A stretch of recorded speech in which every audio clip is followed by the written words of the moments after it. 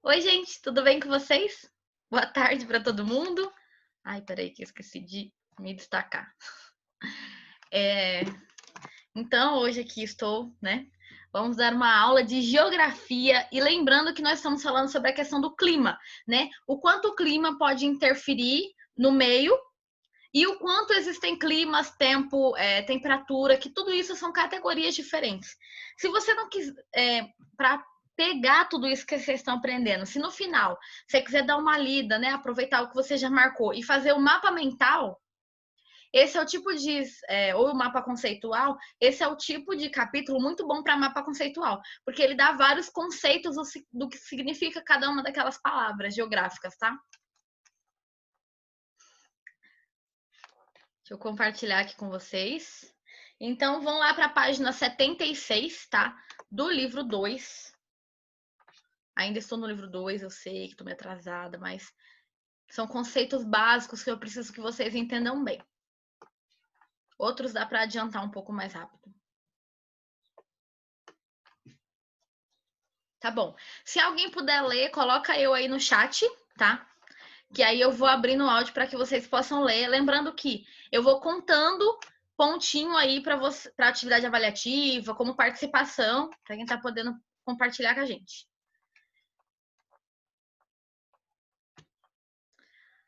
Lá vai eu com o meu chat de novo.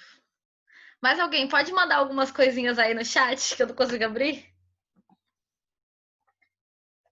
Até agora, então, a gente falou, né? A diferença entre clima e tempo. A gente falou sobre a atmosfera e a camada da atmosfera, né? Que não é apenas uma camada que a gente estava estudando, mas existem várias outras subcamadas, tá? Deixa eu sair do compartilhar. Tá, peraí. Tive que sair, não teve jeito, não apareceu. Então, na fila vai ser Jamile. O que significa isso, João? Não entendi. O Eros. Ah, tá. E a Jamília, porque ela pediu 1, 2, 3, 4, 5, 6, 7, 8, 9, 10 vezes. Obrigada, Jamília. Cadê? Como eu falei, né? Então, eu tô contando aí participação. O ideal é que todo mundo esteja lendo junto. Tá me ouvindo, professora? Sim, tô sim. Elementos e fatores climáticos. As características atmosféricas se alteram conforme os elementos e os fatores climáticos, que também interferem as condições do tempo e definem os tipos de clima no planeta. Quer continuar? Elementos climáticos. Elementos climáticos são aqueles que promovem variações nas condições atmosféricas. Essas variações, quando momentâneas, definem o tempo atmosférico. Mas quando a combinação desses elementos apresenta características duradouras, define-se o clima, clima do local. Sim. Conhecer. Pode falar. Tá. Gente, então ele tá falando aqui, olha, essas variações, quando momentâneas, definem o clima, né? Se vocês quiserem aqui, ó, grifa essa parte. Elementos climáticos são aqueles que promovem variações nas condições atmosféricas. Ou seja, pode ser alguma coisa ali, um vento mais forte, algum elemento, baixa de temperatura, a pressão que vai modificar, vai ter essa variação climática, tá? E a gente vai estudar cada uma delas. Deixa eu ver. Lê o próximo só pra gente finalizar e aí a próxima pessoa lê. Conhecer os elementos do clima e de que maneira eles podem variar possibilita entender as características dos diferentes tipos de clima na Terra. Agora você vai conhecer cada um dos elementos climáticos. Vai lá, Eros. Cadê? Deixa eu achar ele. Pode ler aí temperatura pra gente. Temperatura é a quantidade de calor existente no ar em um dado momento. Ditado o calor emitido pelo Sol, apenas uma parte chega à superfície da Terra, o restante é absorvido pela atmosfera ou refletido para o Sol albedo. O calor que chega à superfície é absorvido pelo solo e pelas águas e depois liberado de volta para a atmosfera. As temperaturas variam ao longo do dia, dos meses e dos anos. Eles são medidas diariamente ao longo de determinado período. Obtém-se assim as temperaturas medidas de um lugar. Olha só, é médias, né, de um lugar. Vocês podem grifar isso aqui, ó. É a quantidade de calor existente no ar em um dado momento. A nossa temperatura aqui deve estar pegando fogo, né? Porque o calor aqui tá grande. Então, essa temperatura ela modifica também, né? De todo o calor emitido, pode grifar isso aqui também pelo Sol, apenas uma parte chega à superfície. O restante é absorvido pela atmosfera ou refletido para o espaço. Né? Isso daqui vai ser bem claro em alguns movimentos que a gente vai estudar ali. Na verdade, naquilo que a gente estudou antes, né? E algumas camadas da Terra que seguram um pouco os raios solares. Próxima pessoa a ler. João.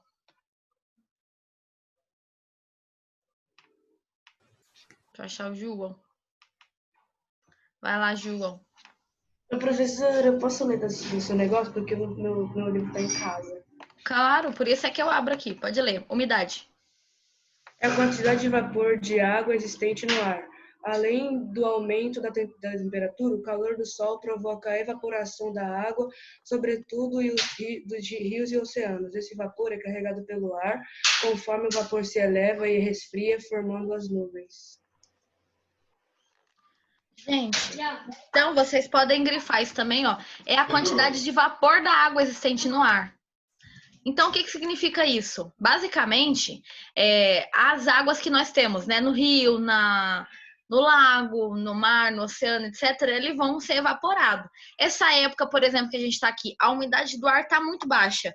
Para vocês terem uma ideia, os cientistas dizem que abaixo de 30% é prejudicial para o ser humano, a umidade do ar. Porque a gente precisa do ar numa certa umidade para poder respirar, porque senão seca, né? Começa a fazer mal para o nosso organismo.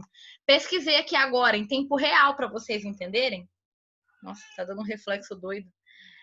Para vocês terem uma ideia, estamos em alerta vermelho. A umidade do nosso ar está em 15%. Abaixo de 30% é prejudicial. Então, nós estamos metade do mínimo possível, entendeu? Muito porque é uma época extremamente seca, demora muito de chover. Aquela chuva que deu, né? Aquela esfriada que deu ali no início de agosto. Nem parece que faz mais nenhum tipo de efeito na gente, né? Meio que já passou. Tudo que tinha de umidade, o sol já evaporou de vez, não tem mais água no ar. Por isso é que é muito bom ter umidificador em casa, até para fazer bem para nossa saúde. Porque a gente está numa região muito seca e sem previsão de chover. Para vocês terem uma ideia, normalmente setembro não chove em Campo Grande. Vai chover só para o final de outubro. Se a gente está no meio de setembro e já está em 15% a umidade do ar, esse sábado, eu tinha visto, estava em 11%. Gente, a gente vai ficar doente, porque é baixa a umidade. A gente precisa, até porque é uma questão da natureza. Só que o que a gente pode fazer? Pode manter os locais úmidos, se possível ter algum balde de água. Eu sei que é ruim, né, ficar gastando água, mas usa ela para outra coisa depois. Só para poder ter ali, né, um ambiente mais umidificado, se você não puder ter um umidificador. Gi, pode ler. E vocês bebam água constantemente, tá? Para melhorar a saúde, porque realmente a umidade do ar tá ruim. Eu sei que o João tá tipo, a professora fica falando isso, mas é importante mesmo. Ainda mais agora, que tá muito seco. Pode ler a precipitação pra gente.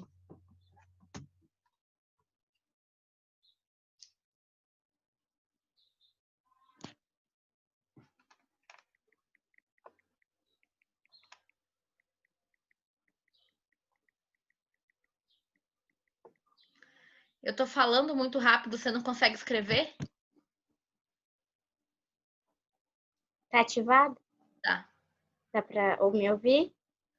Tá. Tá. Precipitação, né? Isso. Ocorre quando as nuvens ficam saturadas de gotas de água atingindo o limite máximo. A forma mais comum de precipitação no planeta é a chuva. Além dela, pode haver a precipitação de neve neblina e granizo. Obrigada. Então, olha, precipitação, vocês podem grifar isso também, tá? Eu vou falar mais devagar para quem está copiando o que eu estou falando, né?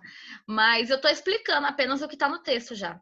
O que ocorre quando as nuvens ficam saturadas de gotas de água, atingindo o limite máximo, né? Ou seja, nessa evaporação de água dos rios, dos lagos e etc., a água vai subir, né, para o céu, e aí, conforme elas vão se juntando, ela provoca nuvens. E dessas nuvens podem surgir, por exemplo, a precipitação. Precipitação mais comum para a gente, principalmente que é no país tropical, é a chuva, tá? Quase nunca a gente já ouviu falar de neve aqui no Brasil, porque a gente está num país tropical. Porque na neve, além dela ser uma chuva, que é uma forma de precipitação, precisa estar em baixas temperaturas, tá? Então precisa ter uma temperatura acho que abaixo de 2 graus, menos 2 graus Celsius. Então precisa estar bem, bem frio para poder congelar e virar neve. Então, ó, outras formas, né? Precipitação, neve, neblina. Aqui em Campo Grande não é muito comum, mas eu que morei em São Paulo, a gente via bastante, ainda mais porque São Paulo, ainda mais quando você tá descendo a serra, né? Pra ir sentido praia, por exemplo. Saudades praia. E aí, você vai descendo a serra, enquanto você desce, porque é bem lá no alto, né? Você vai encontrando neblina no meio do caminho, também por causa da umidade do ar. Gotículas que foram acumuladas ali naquela parte, na serra é muito comum, por quê? Não consegue, às vezes, chegar, né, até a parte de cima, ela fica presa ali por causa da montanha, morro. E outra forma que vocês devem conhecer bastante é o granizo, né? Quem não foi uma criança que já brincou na chuva de granizo? Nunca? Dói? Dói quando cai o granizo na nossa cabeça. Eu comia o granizo. Quem que tá falando?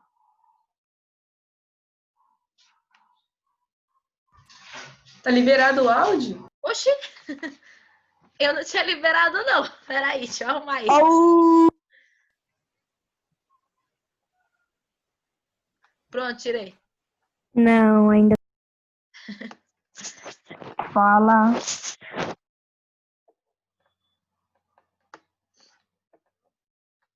Fica bagunçando aí. Você comia, eu também. Hoje em dia eu acho que não é muito bom. Daniel, nós estamos na página 77 agora.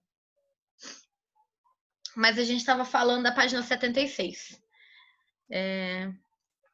Meu pai fica falando... Cadê?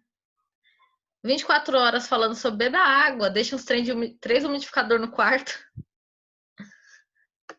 Eu também. Gelo desse granizo é doído.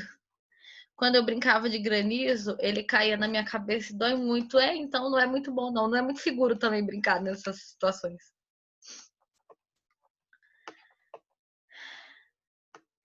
Gi, pode ler de novo? Que eu quero aproveitar que você tá aqui. Então. Pressão atmosférica. É a força que o ar exerce na superfície terrestre. A pressão atmosférica varia conforme a altitude e a temperatura. Lembra-se da força da gravidade? Essa força tem origem no centro da Terra e atrai tudo que está no planeta, inclusive a atmosfera, que possui uma grande extensão. Assim, quanto menor a altitude, maior a atração e maior a coluna de ar. Consequentemente, maior a pressão atmosférica. Quanto maior a altitude, menor a atração e a coluna de ar, consequentemente, menor a pressão. Quando quente, o ar fica mais leve e tende a subir. Exercendo baixa pressão, já o ar frio é mais pesado e tende a descer, exercendo alta pressão. Obrigada. Oh, Deus. Fica aparecendo uns negócios de antivírus no meu computador. Não consigo ver vocês. Vocês podem grifar isso aqui, né? É a força que o ar exerce na superfície terrestre. A pressão atmosférica varia conforme a altitude e a temperatura. Só? Começa por aí. Aí depois você vai grifar essa parte aqui, ó. Assim, quanto menor, aí você grifa tudo. Que ele tá explicando aqui, né, como é que funciona. Olha só. Tá vendo que essa coluna, ela é bem alta, né? É bem longe do ar aqui em cima, da coluna de massa de ar, até a pressão da gravidade que vai puxando. Tá? Então, Assim, quanto menor a altitude, aqui, ó, maior a atração e a coluna de ar. Tá vendo? É alto aqui? Não, é quase no nível do mar. Se vocês conseguirem ver aqui, né? Então, como você tá vendo, ai, caiu o negócio. Essa parte aqui, ó, não é uma região alta. Aqui pode ser, mas a região litorânea, normalmente, ela é uma região mais baixa, ela é de planície, né?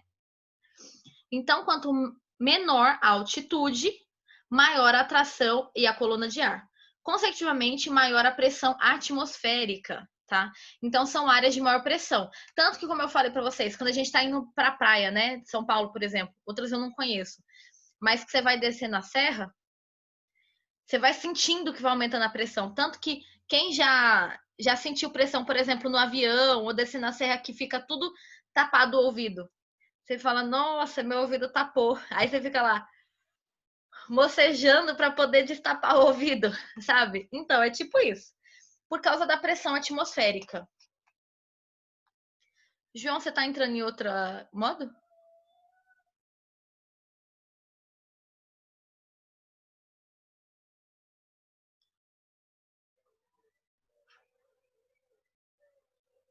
Não? Ok. É horrível.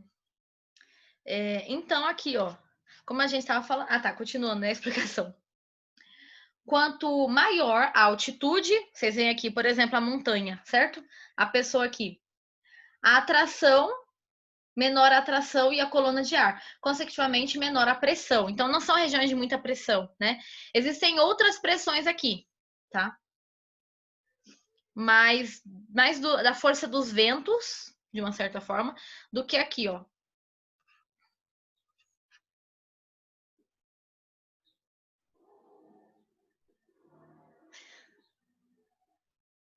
Que ideia é essa? Cada comentário. Quando quente, o ar fica mais leve. Gente, isso aqui é uma coisa importante de vocês entenderem, olha. O ar quente, o ar fica mais leve e tende a subir, exercendo baixa pressão. Já o ar frio é mais pesado e tende a descer, exercendo alta pressão. É aquilo que eu já expliquei para vocês, o porquê que o ar condicionado precisa ficar em cima e não embaixo. Porque o ar frio, ele é mais pesado que o ar quente. Então, se você botar um ar-condicionado no chão, ele só espalha ali no chão, porque ele automaticamente desce. Quando você coloca um ar-condicionado em cima, na parte alta, ele vai se espalhar, descer em toda a parte, porque ele vai descer, entendeu? E não só ficar concentrado ali. Se você colocar um ar-condicionado, por exemplo, num cantinho no chão, provavelmente ele vai esfriar só aquela parte ali próxima. Agora, se ele tá em cima, ele vai esfriar para ir, assim, com todo o ar pro ambiente, tá? Então, é muito melhor se o ar-condicionado estiver em cima. Saudade do nosso ar-condicionado da sala. Pois é, a gente reclamava, né? Que desligava às vezes. Mas pelo menos tinha. Que não tem, não. Então, olha, isso daqui influencia também na forma que você vai fazendo isso. João, quer ler o vento?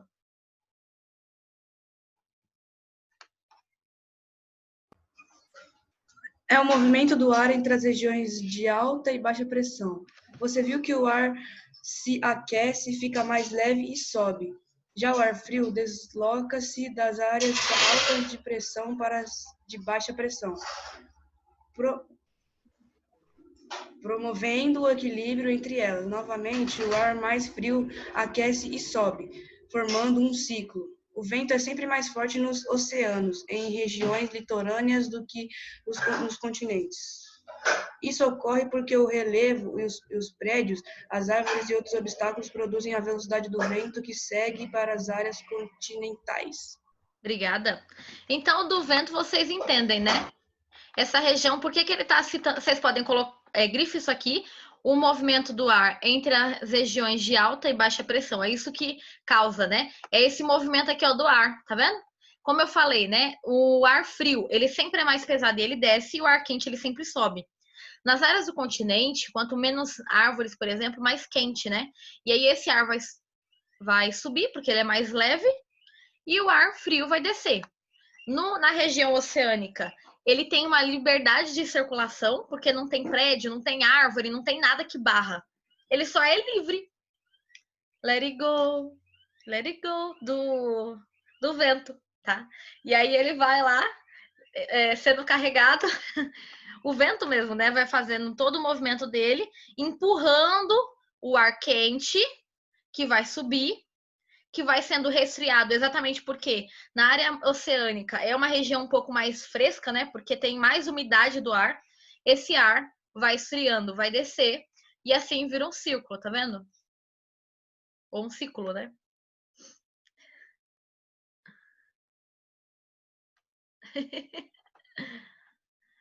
Posso ler? Pode? Vamos ler aí os fatores climáticos.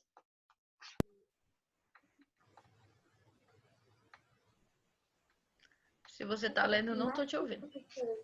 Quê? Fatores climáticos? Isso.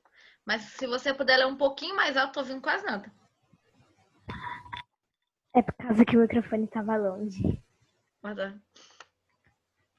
Fatores climáticos.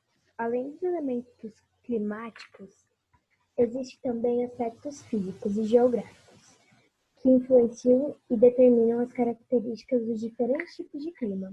São chamados de fatores climáticos. Conheça os principais deles. então, além do que a gente já estava falando dos elementos, aqui são os fatores.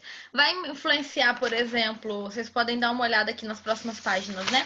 Latitude, altitude, as massas de ar, correntes marítimas, outras partes físicas do nosso planeta que interferem, né? Jamile, lê o próximo também. Latitude.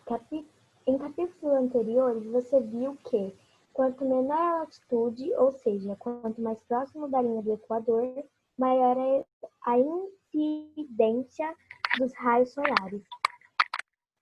E à medida que aumenta a distância até a região equatorial, ou seja, quanto maior a latitude, a incidência dos raios solares diminui. Isso ocorre devido principalmente à curvatura do planeta.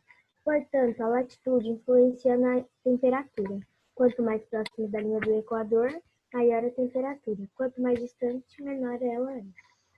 Então, aqui, ó, gostaria que vocês lembrassem. Não precisa grifar esse aqui, não, mas quanto menor, isso pode grifar, quanto menor a latitude, ou seja, mais próximo do Equador, maior a incidência de raios solares. Por isso é que regiões que são próximas à linha do Equador, como as regiões norte e nordeste, são extremamente quentes, né? Porque entra muito mais raio, pega muito mais raios solares nessa região, não raios de chuva, raios solares mesmo, em que vão se aproximar dessa área, porque ela é uma área um pouco mais curvada, né? Um pouquinho mais próxima do Sol, se a gente pensar bem, tá? E isso interfere também, porque se o fator dela estar mais próximo da linha do Equador torna com que a região seja mais quente, tá? Isso é uma interferência climática de uma estrutura física. E assim pode acontecer o contrário também. E à medida que aumenta a distância até a região do Equador, ou seja, maior a latitude, então mais longe, né, da latitude, a linha do Equador, o ponto da linha do Equador, a incidência dos raios solares diminui. Gente, tudo bem até aqui? Faz um joinha se tudo bem, escreve no chat qual pode ser sua dúvida. Isso daqui que vocês têm, na verdade, é uma experiência. Então, se vocês quiserem fazer depois, fica à vontade. Vão lá para a página 80 redondinho.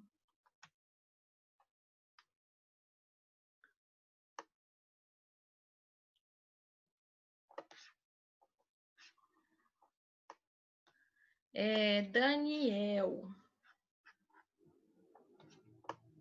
Oi. Oi. Tudo bem? Você. Posso ler? Pode. Altitude. Você já viu que a média que a altitude aumenta, a temperatura diminui. E a média que a altitude diminui, ou seja, aproximadamente o nível do mar, a temperatura aumenta. Isso ocorre porque o ar nas áreas de maior altitude é rarefeito. Rarefeito? Essa aqui você tá falando, né? Rarefeito. Rarefeito. E por isso que municípios localizados nas serras possuem temperaturas mais baixas do que os localizados no litoral. Isso, obrigada. Então ele tá falando aqui, ó, à medida que a altitude aumenta, a temperatura diminui, né? Por exemplo, se você falar qual que são as maiores montanhas do mundo. Essas montanhas, elas são extremamente frias, elas têm gelo lá em cima. Quanto maior a altitude, a temperatura ela está mais baixa, ou seja, menos calor ela tem, né? Porque quando a gente fala temperatura, lembra que é a incidência de calor? Então, por isso é que as pessoas, às vezes, não sei se vocês já ouviram isso, o frio não existe, o frio é psicológico. O que existe é o calor. Exatamente, o que existe é o calor ou a ausência de calor, né? Não é exatamente o frio. A gente só sabe o que é calor mesmo, não tem ausência de calor, não. Alguém quer ler as massas de ar?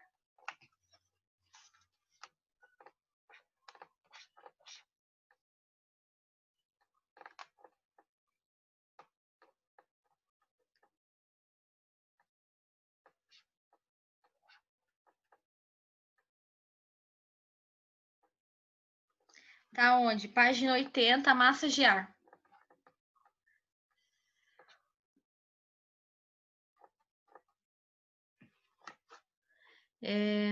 Jamile, mas lê um pouquinho mais alto que o pessoal não conseguiu escutar, tá?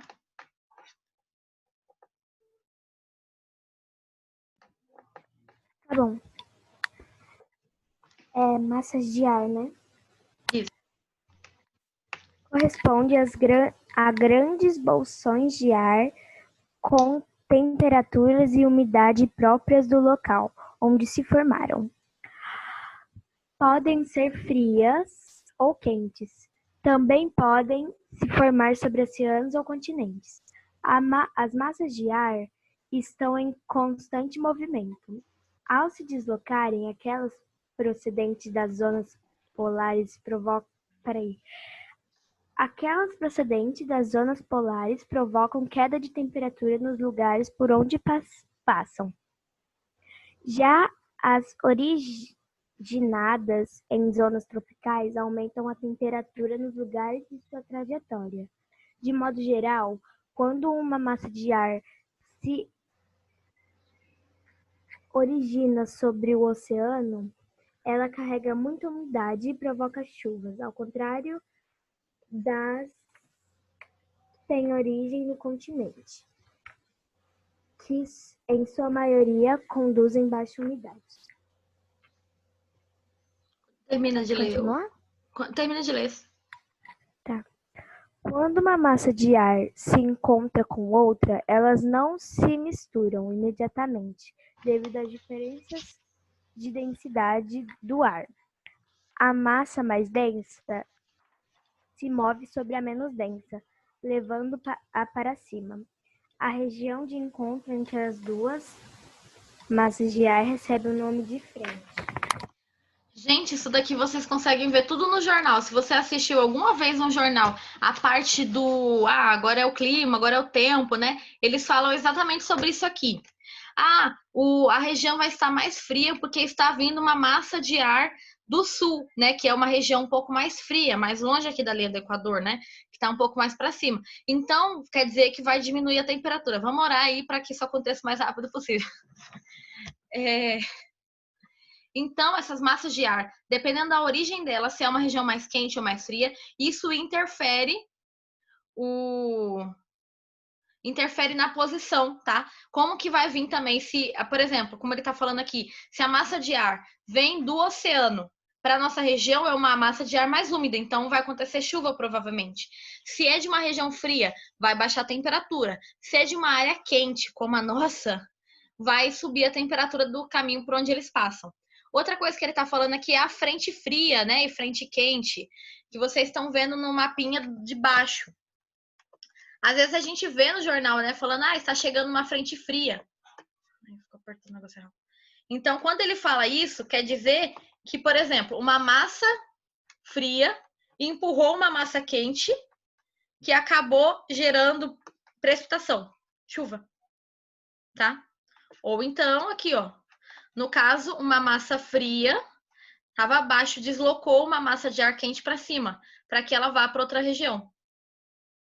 Tá?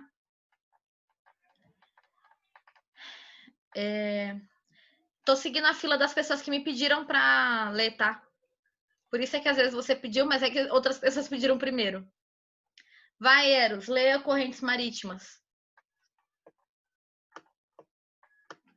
Gente, 4 minutos para ela acabar. Coloquem o nome no chat, por favor, enquanto isso.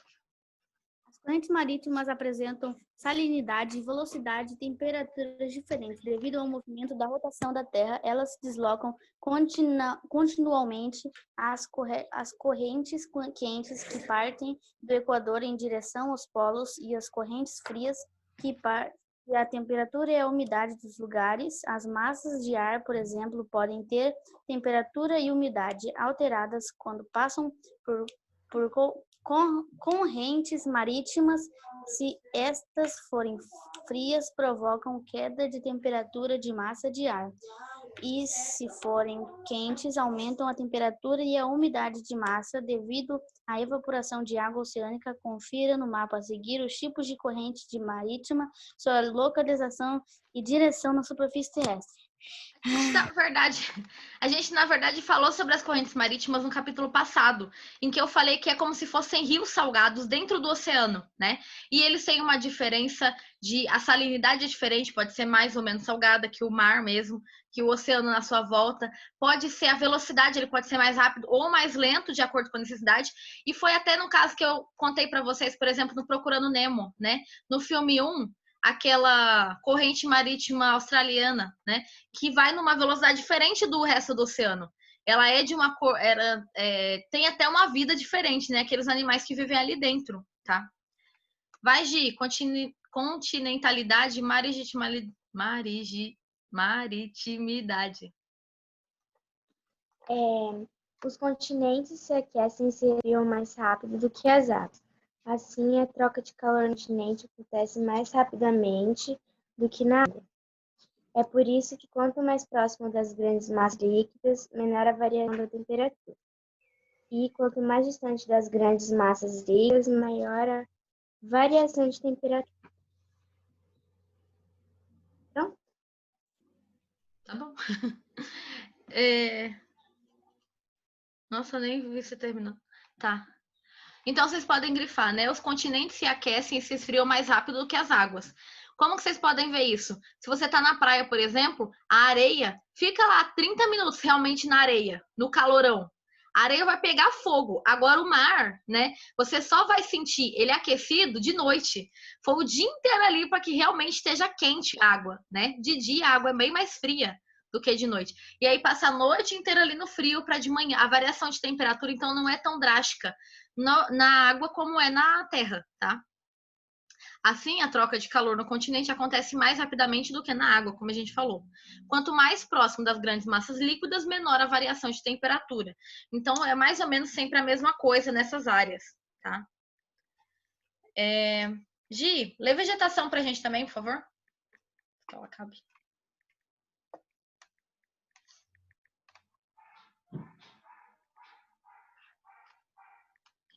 Travou? Lê aí. Vegetação. Gi, lê vegetação pra gente. Lê vegetação pra gente. Tá. Vou ler, calma. A vegetação também influencia na temperatura, onde há concentração de cobertura vegetal. A luz e o calor do sol não incidem diretamente na superfície, que fica com temperaturas mais amenas. Já nos lugares onde não há vegetação, a radiação solar incide diretamente na superfície, aquecendo-a mais. Onde há mais vegetação, o ar também é mais úmido, ocorrendo com maior frequência a precipitação de úmido. Obrigada, a aula acabou, mas só para vocês entenderem rapidinho, locais que têm mais vegetação são locais mais úmidos, que demora tanto dos raios solares invadir. Agora, se não tem vegetação, é mais quente. Por isso é que a gente passa tanto calor aqui.